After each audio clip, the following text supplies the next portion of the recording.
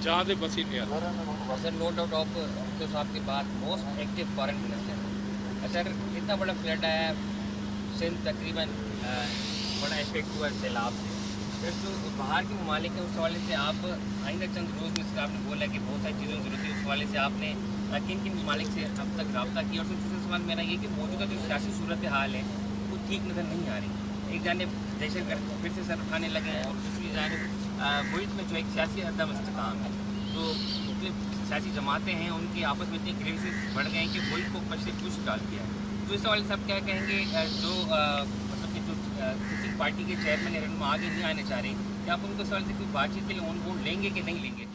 तो अब जहाँ तक वज़ीर ख़ारजा की बात है, और तो जब से एज़ इन मतलब मैंने पहले दिन तो अपने बाहर के दौरे रुकवाए थे कि मैं जाए और सैलाब से मुतासरीन से मिलूँ, मदद करूँ, लेकिन जैसे मैं पहुँचा लड़काना और इल्कित के इलाक़ों को, मुझे तो फ़ौरन अंदाज़ा हुआ कि ये एक एक्स्ट्राऑर्डिनरी एक इवेंट था। ये जैसे मैं कहता हूँ क़यामत से पहले क़यामत था। तो तब से फिर मैं रुका नहीं हूँ, तब से मैं मुसलसल भाग दौड़ कर रहा हूँ दुनिया भर में। और वो इसलिए कि लोग का यादाश्त तो थोड़ा सा कमज़ोर होता है, और 3-4 दिन के लिए आपका BBC पे और CNN पे वो दिखा रहे थे कि पाकिस्तान डूबा हुआ, फिर दूसरे क्राइसिस हो जाते, टेंशन चला जाता है। तो मेरा पूरा मेहनत यही रहा है कि मैं दुनिया भर में जहाँ यूक्रेन का और रूस का जंग चल रहा है और उसकी वजह से मुआशी मुश्किलात दुनिया भर में है। आई मीन आप सोचिए जर्मनी जैसा मुल्क में लोड शेडिंग हो रहा है। तो एक बहुत मुश्किल वक्त मुआशी तौर पे उनके लिए भी, चीन के लिए जो कोविड का इम्प्लिकेशंस है उसके बाद जो मुआशी हालात है वहाँ भी वो अपना बेल्ट टाइटनिंग कर रहे हैं। तो इस मुश्किल मुआशी हालात में मैं मुसलसल जगह जगह जाके सैलाब मुतासरीन की जो मसला है वो एक बार फिर उनको याद दिलवाता है, मदद लेने की कोशिश करता हूँ। फाइनेंस करने का जो तरीका है वो हम उस सिलसिला में हम कोशिश कर रहे हैं, लेकिन मुझे अंदाज़ा है कि ये सिलसिला जैसे मैंने कहा टाइम लगेगा। जनवरी 9 पे हम अपना जो इब्तिदा करेंगे, लॉन्च करेंगे, और उसके बाद मज़ीद काम करना पड़ेगा। जहाँ तक दहशतगर्दी की बात है, all I can say is I told you so. मतलब आप मुझे एक दफ़ा बताए, जब ये इडियोटिक सिलसिला चल रहा था, जब मुल्क अपना खुद नेशनल सिक्योरिटी के ख़िलाफ़ फैसले लिया जा रहा था, तो मैं उस वक्त भी कह रहा था कि ये दिस इज़ रिडिकुलस। कौन सा मुल्क ये करता है? आप मुझे पूरी दुनिया में एग्जाम्पल दिखाए कि जो दहशतगर्द है, जो आपने कहा ब्लैकर देन ब्लैक दहशतगर्द, जिनको आपने शिकस्त दिलवाया हुआ, जो मुल्क वो काम अपने सरजमीन में कर दिखाया जो पूरे नेटो और पूरी दुनिया मिला के अफगानिस्तान में नहीं कर सका। हमने पाकिस्तान से दहशतगर्दों को पाक कर दिया था, हमने स्वात को खाली किया, नॉर्थ वजीरिस्तान को खाली किया। कराची में जिस तरीके से ऑपरेशंस हुआ, अब तब का जो दहशतगर्दी के हालात थे, और आज से भी जहाँ क्राइम में मसले हैं, लेकिन आज से भी कंपेयर करें तो बेहतर है। बलोचिस्तान में कितने ऑपरेशंस हुए हैं, हमने साथ साथ NFC अवार्ड दिलवाया, जो फॉल्ट लाइन्स थे, लोगों को वसाइल, लोगों को हक दिलवाए ताकि वो दूर हो जाए इस किस्म के इंतहा पसंदी से। हमारा सिपाहियों ने कुर्बानियाँ दी, हमारे पुलिस ने कुर्बानियाँ दी, हमारा पाकिस्तान पीपल्स पार्टी के कारकुन ने, क़यादत ने जान की कुर्बानी दी इन सारे यही क़ुव्वतों को मुकाबला करने के लिए। आपके बच्चों ने, APS के बच्चों ने कुर्बानियाँ दी और आप जीत चुके। उनका कुर्बानियों की वजह से, अपने ऑफिसर्स का, अपना फ़ौज का, अपना पुलिस का, अपने लोगों का बहादुरी की वजह से आप जीत चुके थे ना। जीतने के बाद कौन ऐसे फैसले करते हैं कि हमें उस पोजीशन में लाया जाए जैसे महसूस हो कि हम जंग हार चुके।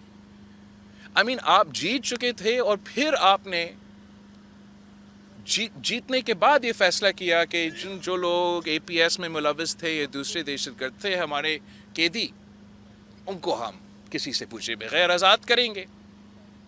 जब हमने देखा कि काबुल में जो सब कुछ हुआ, और TTA एक दूसरा ऑर्गेनाइजेशन है, वो उनका अपना तारीख़ है, अपना मुल्क में एक तारीख़ है उनका, आप पसंद करें या ना करें।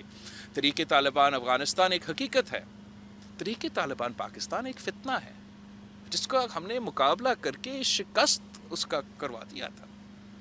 और जो उनका कैदी इधर थे वो भी रहा, जो उनका कैदी अफ़गानिस्तान में थे وہ وہاں سے رہا ہوا تو آپ نے کہا آئیں ادھر پاکستان میں رہیں، ہم آپ کا میزبانی کریں گے۔ کل پرسوں عمران ٹی وی پہ آ کے بیان دیتا ہے کہ میں نے 50,000 اس قسم کے طالب کو لا کے پاکستان میں بسانا۔ تو ہمیں امپورٹڈ جو کہتا ہے وہ خود دہشت گردی کو امپورٹ کر رہا تھا۔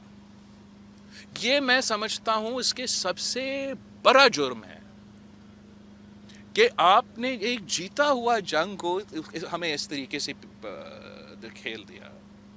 کے پی میں پھر انہوں نے اس ایشو کو ایسے دبایا تاکہ باقی کو پتہ نہ چلے کہ ان کے ناک کے نیچے طالبان ان سے سپیس لے رہے ہیں، پیرالل حکومت کا اعلان کر رہا ہے، ان کے لوگ پی ٹی آئی کے نمائندے طالبان کو بھٹا دے رہے ہیں، مطلب وہ پیسہ دلوا رہے ہیں ان کو۔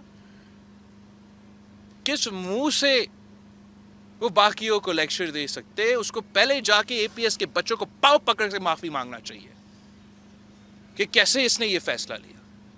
اس نے ہمارا شہداء کا جو خون ہے اس پہ کیسے سودا کیا کہ آج پاکستان اس صورتحال میں ہے کہ ایک بار پھر دہشت گردی اپنا سر اٹھا رہا ہے۔ ہم نے نیشنل سیکیورٹی کمیٹی میں یہ طے کر چکے ہیں کہ جو بھی یہ ایکسپیریمنٹ تھا، عمران کا اپیزمنٹ کا پالیسی تھا، وہ ہم نہیں مانتے ہیں۔ ہم پاکستان میں پاکستان کا آئین کا رٹ قائم کریں گے۔ جو دہشت گرد ہے، جو دہشت گردی کر رہا ہے، کرنا چاہتے ہیں، ان کے خلاف ہم ایکشن لیں گے۔ جو پرامن لوگ ہیں، جو پاکستان کو آئین مانتے ہیں، جو ادھر امن کی طور پہ جینا چاہتے ہیں، کوئی جرائم میں ملوث نہیں ہیں، وہ تو 100 بسم اللہ۔ لیکن دہشت گردوں کو نہ میں معاف کرنے کے لیے تیار ہوں، نہ حکومت معاف کرنے کے لیے تیار ہے، اور نہ اس ملک کے عوام معاف کرنے کے لیے تیار ہے۔ تیسری بات جو آپ نے کہا پولیٹیکل سٹیبلٹی کا، اس ملک میں پولیٹیکل سٹیبلٹی کیسے آیا؟ جب تھا آپ کا تھوڑا پیریڈ کے لیے، وہ 2007 سے لے کے 2018 تک کا دور تھا۔ باقی 1947 سے لے کے تب تک اور 2018 کے بعد آپ کے پاس پولیٹیکل سٹیبلٹی نہیں رہا۔ وہ اس لیے کہ ہم نے فیصلہ کیا کہ ذاتی دشمنی تو نہیں ہے، ہم نے سب اسی ملک میں رہ کے اس ملک کو چلانا ہے۔ ایک آئین ہے، ادارے ہیں جیسے پارلیمان ہے، جوڈیشری ہے، دوسرے ہیں، اور آج کے بعد جو ہے ہم ایک دوسرے کو ذاتی دشمن نہیں، سیاسی مخالف سمجھیں گے۔ جہاں ہمارا نظریہ ملتا نہیں ہے وہاں ہم پالیسی پہ اختلاف کریں گے، جہاں ہم مل کے کام کر سکتے ہیں ہم کام کروائیں گے، اور اس طریقے سے جو خان صاحب مکمکا کہتا تھا اس کو ریکنسیلیشن کو، اس طریقے سے ہم پاکستان کو پولیٹیکل انسٹیبلٹی سے ہم نے نکالا تھا۔ ہم نے آئین کو قائد عوام کا 1973 کا شکل واپس دلوایا 18ویں ترمیم کی صورت میں، ہم نے صوبوں کو ان کا حق دلوایا، ہم نے کسی ایک سیاسی قیدی کو نہیں رکھا، میڈیا کو آزادی دلوایا، اور پتہ نہیں کیا کیا کام کیے اس لیے کر سکے۔ سی پیک صدر زرداری نے مینیج کیا، لے کر آیا، شروع کیا، بنیاد رکھا، مگر اس لیے کہ پولیٹیکل سٹیبلٹی تھا اور ایک دوسرے کی دشمنی نہیں کر رہے تھے، تو اسی پروگرام کو میاں صاحب نے آگے لے کے چلا۔